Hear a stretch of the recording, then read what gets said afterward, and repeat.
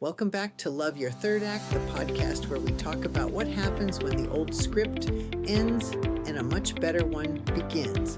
I'm CWR. Today we're walking through how it all begins, the wake-up call, the moment when life taps you on the shoulder, clears its throat and says, "It's time for Act 3, darling, let's jump in." Tell me in the comments if this sounds familiar to you or someone you know. Let's start with something almost everyone experiences, but no one warns you about.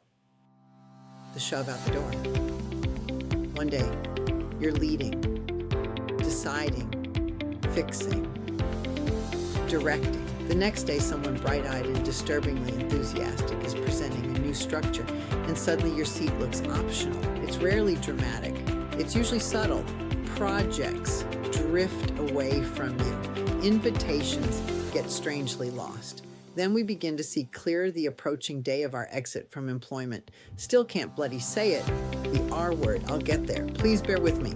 This moment can feel like rejection, but often it's the catalyst, the plot twist, the unexpected detour into something far better.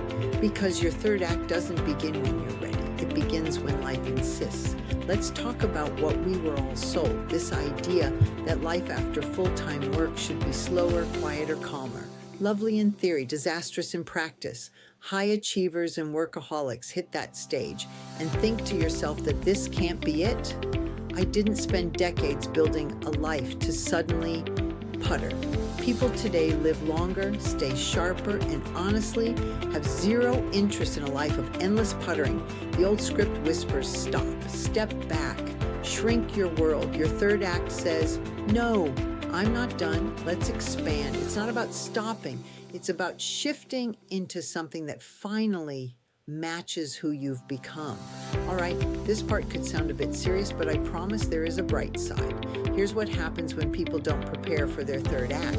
They lose structure, then rhythm, then confidence, and worst of all, their sense of self. I've watched brilliant executives go from central to everything to unsure what day it is because they never imagined they'd need a plan for life beyond the job title. But here's the twist. You don't avoid this by panicking or reinventing yourself overnight. You avoid it by doing what you've done every time you succeeded. You plan the next chapter with intention, not out of fear, out of excitement.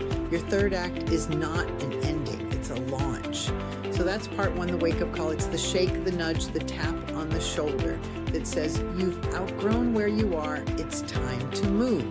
In the next episode, we move into part two, designing your third act, where the real creativity begins and everything becomes possible again.